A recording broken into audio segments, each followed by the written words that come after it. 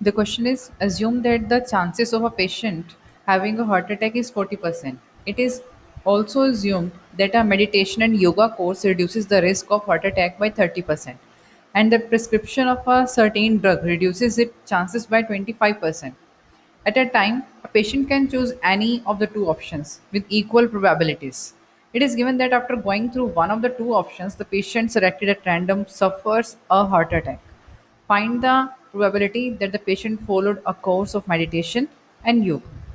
अब यहाँ पर हमें देखो गिवन क्या है कि 40% चांसेस है हैविंग अ हार्ट अटैक, और ये अज्यूम किया गया कि अगर मेडिटेशन और योगा का कोर्स अडॉप्ट किया जाता है, देन हार्ट अटैक का जो रिस्क है वो रिड्यूस हो जाता है बाय 30%।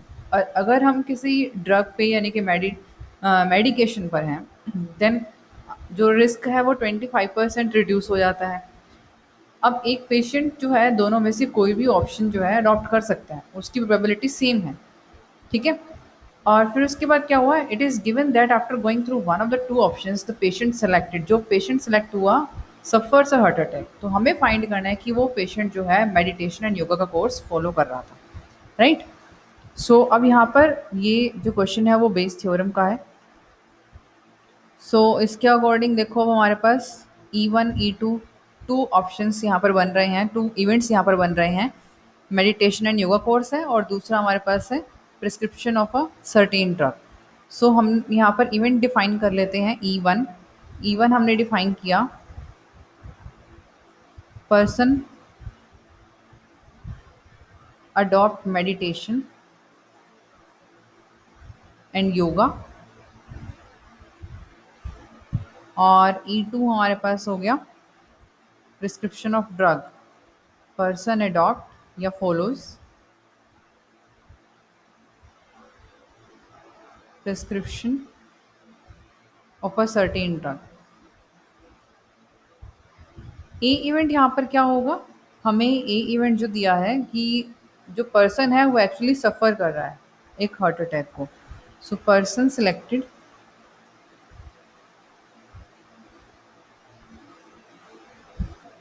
Suffers heart attack. तो अब देखो हमारे पास E1 E2 की प्रोबेबिलिटी क्या हो जाएंगी। यहाँ पर इसने बोला है कि एक टाइम पे जो पेशेंट है वो कोई भी ऑप्शन चूज कर सकता है with equal probabilities. So E1 and E2 दोनों की प्रोबेबिलिटी हमारे पास 1/2 एंड 1/2 हो जाएंगी, राइट।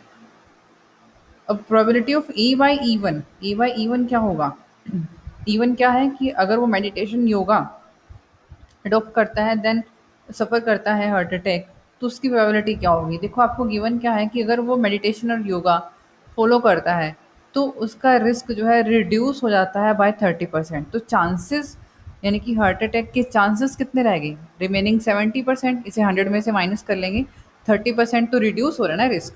तो रिस्क कितना बाकी है, अभी 70% है। हम बाकी क्यों ले रहे हैं, क्योंकि उस पर्सन को हार्ट अटैक आया है, ठीक है, मतलब वो सफ़र कर रहा है हार्ट अटैक से, तो दैट इज़ जो उसका रिस्क है वो कम नहीं हुआ, वो यानी कि जो अपोजिट वाला है उस पे ही चल रहा है अभी वो, ठीक है। तो ये कितना रहेगा हमारे पास 70%। 70% मीन्स 70/100। E/E2 क्या होगा, पर्सन जो है अगर प्रिस्क्रिप्शन ऑफ ड्रग चूज़ करता है तो उस केस में यहाँ पर हमें दिया है कि उसका रिस्क जो है रिड्यूस हो रहा है फिर से 25%। तो अब यहाँ पर भी रिड्यूस होने की है, तो चांसेस हैं कितने अभी, रिमेनिंग 75%। तो 75/100, राइट। अब हमें प्रोबेबिलिटी फाइंड किस चीज़ की करनी है कि वो एक मेडिटेशन योगा कोर्स जो है वो फॉलो कर रहा है, मीन्स हमें E1 के लिए फाइंड करना है। सो रिक्वायर्ड प्रोबेबिलिटी वो होगी हमारे पास E1/E। सो बाय फॉर्मूला हमारे पास क्या आएगा, E1 A/E1, E1 A/E1 plus E2 A/E2। Values put करते हैं, E1 1/2, A/E1 70/100,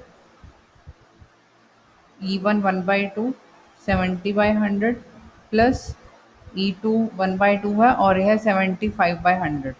तो देखो हमारे पास डिनोमिनेटर सबके सेम है, 2/100 और 2 इंटू 100, 2 इंटू 100, तो ये कैंसिल आउट हो जाएगा। तो ऊपर क्या बचेगा, 70, 70 plus 75। So this is 70/145। Cancel out करेंगे तो 14/29। That is our answer. Thank you.